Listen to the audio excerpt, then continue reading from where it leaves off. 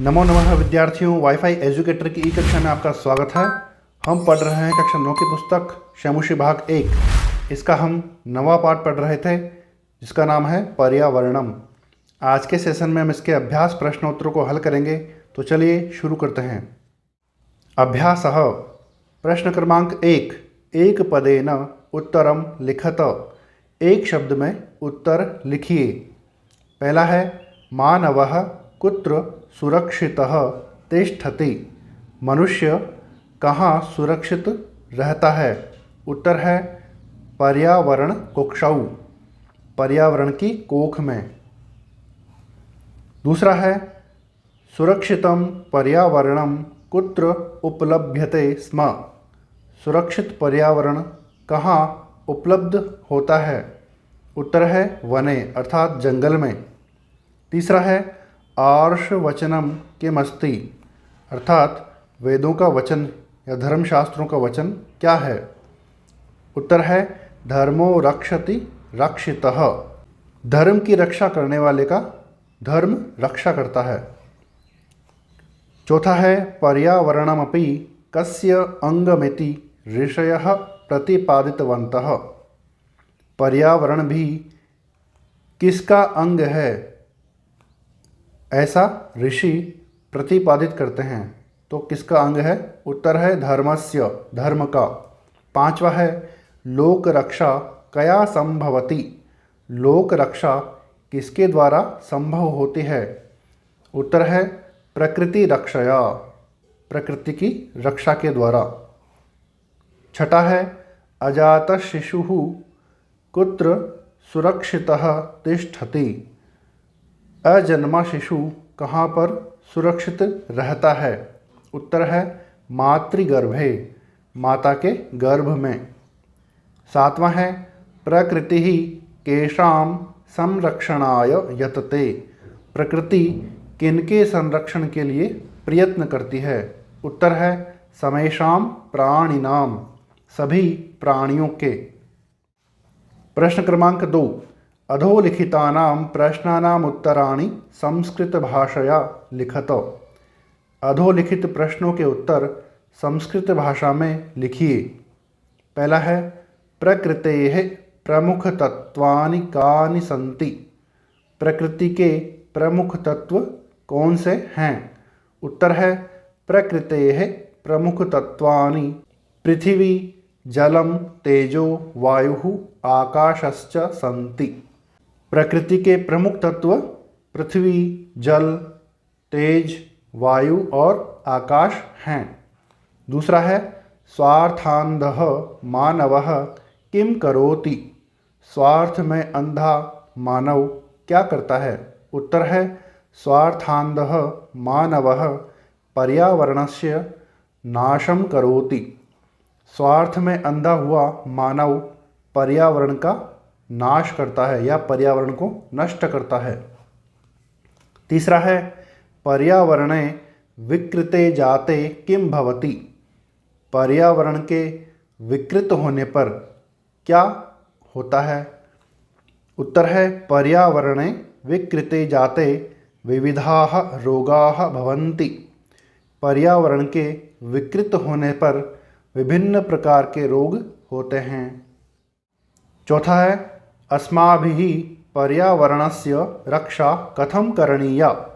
हमारे द्वारा पर्यावरण की रक्षा कैसे करनी चाहिए? उत्तर है अस्माभिः वृक्षारोपणैः जीवानां रक्षणैः च पर्यावरणस्य रक्षा करणीया। हमें वृक्षारोपण के द्वारा और जीव जंतुओं की रक्षा के द्वारा पर्यावरण की रक्षा करनी चाहिए। पांचवा है लोक रक्षा कथम संभवति। लोक रक्षा या लोगों की रक्षा कैसे संभव है? उत्तर है लोक रक्षा प्रकृति रक्षया संभवति। लोगों की रक्षा प्रकृति की रक्षा से ही संभव है। छठा है परिष्कृतम पर्यावरणम अस्मभ्यं किम किम ददाति। शुद्ध पर्यावरण हमें क्या क्या देता है? उत्तर है परिष्कृतं पर्यावरणम् अस्मभ्यं जीवनसुखानि सद्विचाराणि मांगलिकद्रव्याणि च ददाति। शुद्ध पर्यावरण हमें जीवन के सुख, अच्छे विचार और अच्छे चीज़ें देता है। प्रश्न क्रमांक 3, स्थूल पदान्यधिकृत्य प्रश्न निर्माणं कुरुत। स्थूल पदों के आधार पर प्रश्न निर्माण कीजिए। पहला है वनवृक्षाः निर्विवेकं छिद्यन्ते। जंगल के वृक्ष बिना विवेक के काटे जा रहे हैं। तो यहाँ पर वनवृक्षाः स्थूल पद है, इसके स्थान पर आ जाएगा के, अर्थात कौन। तो बन जाएगा के निर्विवेकम छिद्यन्ते, किनको निर्विवेक काटा जा रहा है। दूसरा है वृक्ष कर्तनात् शुद्ध वायु न प्राप्यते। पेड़ों के काटने से शुद्ध वायु नहीं प्राप्त होती है। तो यहाँ पर वृक्ष कर्तनात् स्थूल पद है, इसके स्थान पर आ जाएगा कस्मात्, यानी किससे। तो बन जाएगा कस्मात् शुद्ध वायु न प्राप्यते, किससे शुद्ध वायु नहीं प्राप्त होती है। तीसरा है प्रकृति ही जीवन सुखम प्रददाति। प्रकृति जीवन के सुख को प्रदान करती है। तो यहाँ पर जीवन सुखम स्थूल पद है, इसके स्थान पर आ जाएगा किम, अर्थात क्या। तो बन जाएगा प्रकृति ही किम प्रददाति, प्रकृति क्या प्रदान करती है। चौथा है अजात शिशु मातृगर्भे सुरक्षितः तिष्ठति। अजन्मा शिशु माता के गर्भ में सुरक्षित रहता है।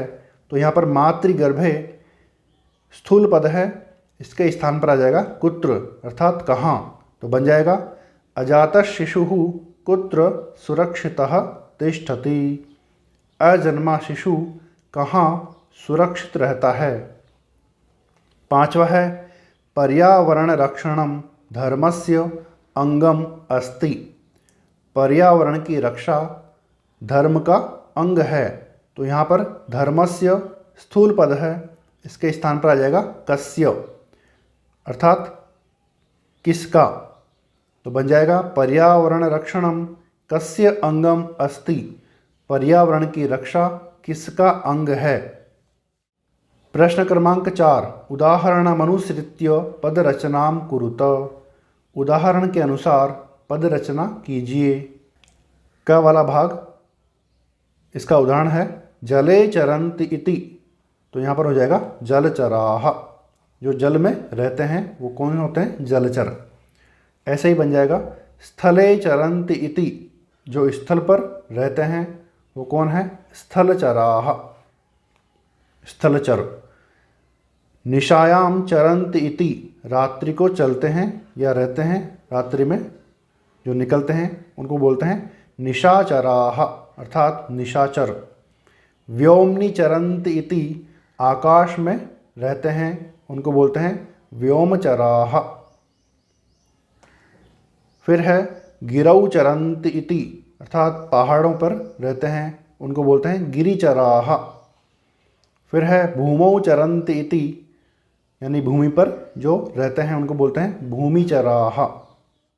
ऐसे ही ख वाला भाग, इसका उदाहरण है न पेयम इति। न पीने योग्य, अपेयम। न वृष्टि इति।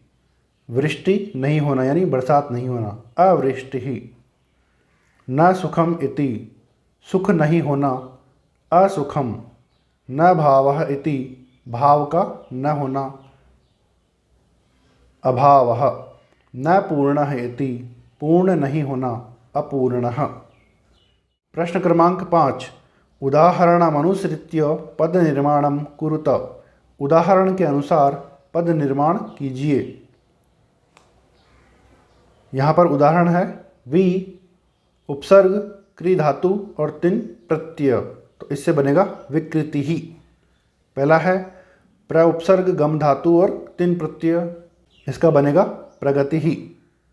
दूसरा है दृश धातु है और तिन प्रत्यय है, तो इसका बनेगा दृष्टि। तीसरा है गम धातु है, तिन प्रत्यय है, इसका बनेगा गति। चौथा है मन शब्द है और तिन प्रत्यय है, इसका बनेगा मति। फिर है शम शब्द है और तिन प्रत्यय है, इसका बनेगा शांति। छठा है भी धातु है और तिन प्रत्यय है, तो इसका बनेगा भीति। सातवां है जन धातु और तिन प्रत्यय, इससे बनेगा जाति। आठवां है भज धातु और तिन प्रत्यय, इससे बनेगा भक्ति। नौवां है नी धातु और तिन प्रत्यय, इससे बनेगा नीति। प्रश्न क्रमांक 6, इसका अ वाला भाग निर्देशानुसारम परिवर्तयत, निर्देश के अनुसार परिवर्तन कीजिए। उदाहरण है स्वार्थांधो मानवः अद्य पर्यावरणम नाशयति, स्वार्थ में अंधा हुआ मानव आज पर्यावरण का नाश करता है। इसको बहुवचन में बदलना है स्वार्थांधाः मानवाः अद्य पर्यावरणम नाशयन्ति, स्वार्थ में अंधे हुए मानव आज पर्यावरण का नाश कर रहे हैं। पहला है संतप्तस्य मानवस्य मंगलम कुतः, इसको बहुवचन में बदलना है संतप्तानां मानवानां मंगलम कुतः। संतप्त का मतलब होता है सताए हुए मानव का मंगल कहाँ है, तो सताए हुए मानवों का मंगल कहाँ है, ये हो जाएगा। दूसरा है मानवाः पर्यावरण कुक्षौ सुरक्षिताः भवन्ति, मानव पर्यावरण की कोख में सुरक्षित होते हैं। इसको एक वचन में बदलना है मानवः पर्यावरण कुक्षौ सुरक्षितः भवति, मानव पर्यावरण की कोख में सुरक्षित होता है। तीसरा है वन वृक्षाः निर्विवेकम छिद्यन्ते, जंगल के वृक्ष निर्विवेक काटे जा रहे हैं। इसको एक वचन में बदलना है वन वृक्षः निर्विवेकम छिद्यते, जंगल का पेड़ निर्विवेक काटा जाता है। चौथा है गिरि निर्झराः निर्मलम जलम प्रयच्छन्ति, पहाड़ी झरने स्वच्छ जल प्रदान करते हैं। तो इसको द्विवचन में बदलना है गिरि निर्झरौ निर्मलम जलम प्रयच्छतः, दो पर्वतों के झरने स्वच्छ जल प्रदान करते हैं। पांचवा है सरित निर्मलम जलम प्रयच्छति, नदी निर्मल जल प्रदान करती है। इसको बहुवचन में बदलना है सरितः निर्मलम जलम प्रयच्छन्ति, नदियाँ निर्मल जल प्रदान करती हैं या स्वच्छ जल प्रदान करती हैं।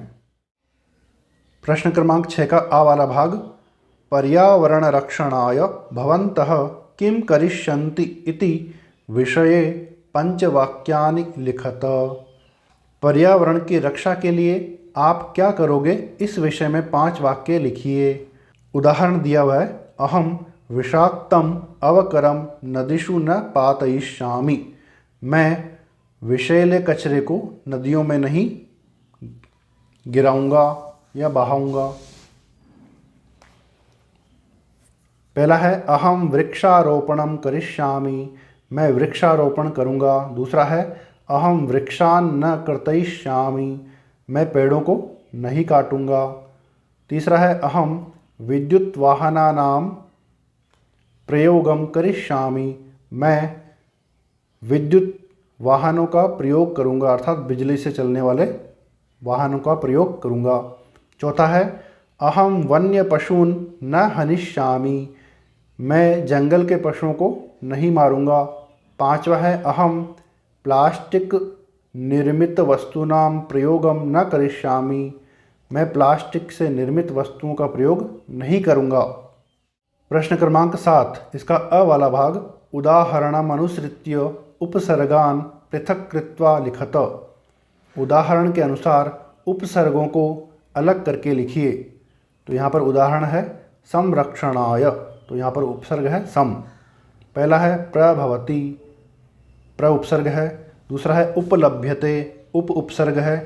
तीसरा है निवसन्ति, नि उपसर्ग है। चौथा है समुपहरन्ति, सम प्लस उप उपसर्ग हैं। पांचवा है वितरन्ति, वि उपसर्ग है। छठा है प्रयच्छन्ति, प्र उपसर्ग है। सातवां है उपगता, उप उपसर्ग है। आठवां है प्रतिभाति, प्रति उपसर्ग है। प्रश्न क्रमांक 7 का आ वाला भाग, उदाहरणम अनुसृत्य अधोलिखितानां समस्त पदानां विग्रहं लिखत। उदाहरण के अनुसार अधोलिखित समस्त पद यानी समास पदों का विग्रह लिखिए। उदाहरण है तेजो वायु और गिरि निर्झराः, तो इसका हो जाएगा तेजः वायु च, इसका हो जाएगा गिरयः निर्झराः च। द्वंद्व समास है इन दोनों में। पहला है पत्र पुष्पे, पत्रम पुष्पम च, यहाँ भी द्वंद्व समास है। लता वृक्षौ, लता वृक्षः च, यहाँ भी द्वंद्व समास है। पशु पक्षिणौ, पशु पक्षी च, यहाँ पर भी द्वंद्व समास है। चौथा है कीट पतंगौ, कीटः पतंगः च, यहाँ पर भी द्वंद्व समास है। इस प्रकार से विद्यार्थियों हमने कक्षा 9 की पुस्तक शैमुषी भाग 1 के पाठ क्रमांक 9 पर्यावरणम के अभ्यास प्रश्नोत्तर को अच्छे से हल कर लिया है। फिर भी आपके मन में कोई प्रश्न हो तो आप कमेंट बॉक्स में लिख करके पूछ सकते हैं। वाईफाई एजुकेटर चैनल पर आप नए हैं तो चैनल को सब्सक्राइब कर लीजिए, बेल आइकन को भी प्रेस कर लीजिए ताकि आने वाले वीडियोज़ का नोटिफिकेशन आपको मिल सके। वीडियो अच्छा लगा हो तो लाइक कीजिए और अपने फ्रेंड्स में शेयर भी कीजिए। धन्यवाद।